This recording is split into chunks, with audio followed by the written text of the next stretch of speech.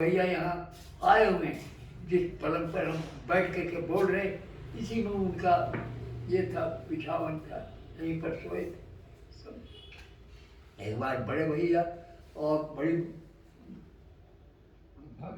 भाभी जिया के साथ, बड़ी भाभी जिस साल हमें आदेश दी थी, जिया हजाए यहीं कोठरी बुला करके, उसी साल उनके साथ बड़ी भाभी आई हुई थी। तो वाइफ थी हमारी धर्मपत्नी, वो दोनों पलंग जो है तो उसमें कहीं की जिया माँ के लिए और वो बड़ी भाभी के लिए, और अपने एक तो गद्दा बिछा ली नीचे और वही पे लेटे। बड़ी भाभी ने क्या क्या, कितनी महानता से देखी। बड़ी भाभी ने क्या क्या कि नहीं मैं ऊपर नहीं सो, मैं तुम्हारे साथ सो। वाइफ कहते रह गई कि भाभी ये प्रणाम करते हैं, चरण स्पर्श करते हैं, आप जाइए अपनी जगह। ना, नहीं, मैं तो यहीं सोऊं। आखिर यही साथ साथ में सो गए। कितनी महानता। तीनों भाई एक से एक से तीनों भाई समर्थ थे। बड़े भैया की बात नहीं, हेम भैया उसी तरह समर्थ थे, छोटे भैया भी उसी तरह से समर्थ थे। छोटे भैया को हमने, बोलेंगे हम, छोटे भैया को हमने अपनी जो जो ये हुआ था, अनुभव हुआ था पहली सीटिंग में गुरु महाराज के साथ, वो कल बोलेंगे। वो उनके छोटे भैया को मैंने बतलाया कि ये क्या था, तो उन्होंने बतलाया हमें। उन्होंने कहा कि अपवर्ग का ये था, ये अपवर्ग का दृश्य था। इसलिए अपने स्वयं तीनों भाई समर्थ थे, तीनों भाई समर्थ थे। परम पूज्य जिया माँ का क्या कहें, टुंडला भंडारा हो रहा था। टुंडला भंडारे में पहले, बहुत पहले की बात है, उस वक्त पंडित जी महाराज शरीर छोड़ दिए थे। जिया माँ आई हुई थी। जिया माँ आकर के कोठरी में भीतर थी, और बाहर उस कोठरी की खिड़की, जो आंगन में हम लोग बाहर बैठ के भोजन किया था, खिड़की बंद था और दरवाज़ा भी बंद था बरंडा से, सामने बरंडा से, पहला बरंडा। तो हम कहा कैसे जाए, तो खिड़की पास खड़ा होकर के जिया माँ को प्रणाम किया। एक मिनट भी नहीं हुआ भाई कि भीतर से एक आदमी दौड़ा हुआ आया कि जद्दू बाबू आपका नाम है क्या? हाँ, चलिए जिया बुला लो। जिया पास गए, चरण स्पर्श किया, धन्य हो गए। कितनी महानता, कितना दिव्य दृष्टि है।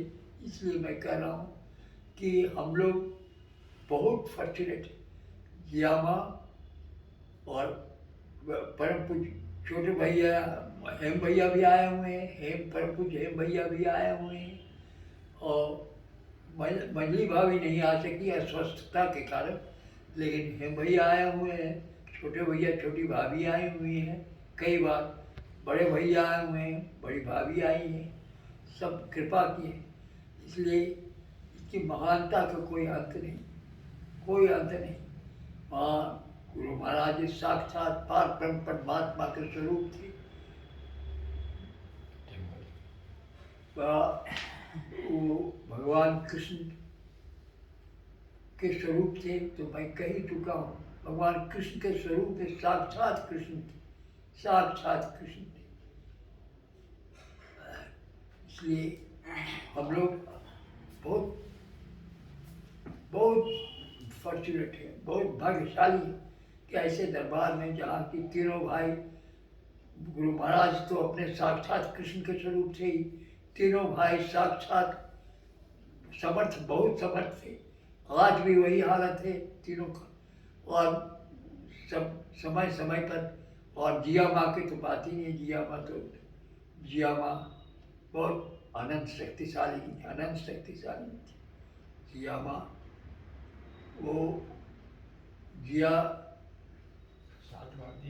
को जो दादा गुरु महाराज जी ने हमने कहा कि 7 बार उनको शक्ति प्रदान किए थे, तो अनंत शक्तिशाली नहीं होगी, अनंत। इसका आज भी वही हालत है। एक बार आपको बतलाता हूँ, ये हाल की बात है। स्वामी रामकृष्ण परमहंस जी को 2-3 बजे दिन का बात है, मैं लेटे हुए था अपने पलंग पर। स्वामी रामकृष्ण परमहंस जी अपने उसी ड्रेस में आया, धोती कुर्ता और धोती जो लपेटे हुए रहते थे फ्लाइट सेट के ऊपर से, सब ने उसी ड्रेस में आए। और हमारी कुर्सी में जो गुरु महाराज जी का की तस्वीर है सामने खड़े हुए, 1 सेकंड 2 सेकंड, उसके बाद फिर जिया माँ के फोटो के सामने खड़े हुए और उसको अंतर ध्यान हुए। तो मैं तो देख नहीं पाता हूँ, लेकिन गुरु महाराज ने दृष्टि दे दी कि अब मैं पूरे अच्छी तरीके से देख पाया कि स्वामीनाथ कुछ पर्वत एक पूरे ड्रेस में आया मैं अपने, जैसे धोती लपेट करके रखते थे। इसलिए क्या हम लोग ऐसे शक्तिशाली सत्संग के ये में हैं, बहुत हम लोग का भाग्य, फॉर्च्यून है, फॉर्च्यून।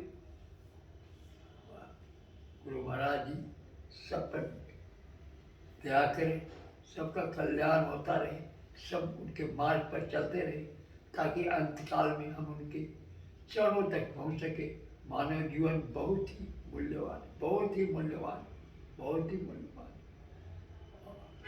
इसलिए 84 लाख योनियों में एक ही योनि है जो कर्म योनि है, मनुष्य। इसलिए बहुत भाग्य से मिला है, इसको बहुत अच्छी तरीके से निभाना है। जीवन पर्यंत, जीवन के अंतिम घड़ियाँ तक उनकी याद में जाना है, एवरी मोमेंट। भगवान कृष्ण कहते हैं, अंत काले जो मामेव स्मरण मुक्त्वा कलेवरम यह प्रयाति से मद्भावं याति नास्त्यत्र संशय। अंत काल में जो मुझको स्मरण करता हुआ अपना शरीर छोड़ेगा, वो मुझको ही प्राप्त होगा, इसमें कोई संदेह नहीं। तो जो भगवान कृष्ण बोलते हैं, तो इसके प्रयास में क्या होना चाहिए? इसके प्रयास में यही होना चाहिए कि गुरु की याद, गुरु की स्मृति, गुरु की का सुंदर चेहरा सब सामने रहना चाहिए, सब हृदय में रहना चाहिए, ताकि हम अंतकाल तक उनकी याद को न भूलें और उनको स्मरण करते रहें। उन्हीं की स्मृति में हमारा शरीर छूटे और उनके चरणों में पहुँचे, ताकि आवागमन के चक्र से छूटे। भाइयों, आप सबों का कल्याण हो। गुरु महाराज से प्रार्थना है कि प्रभु सब पर दया करें, सब पर अपने चरणों की भक्ति दीजिए, सबको शक्ति दीजिए कि आपके बताए मार्ग पर सही तरीके से चल के आपके चरणों तक अंतिम अवस्था में पहुँचे। इतनी क्या दया करो प्रभु, आप तो करुणा निधान हो। हम लोग सब बड़े स्वामी ये कह रहे थे ये कि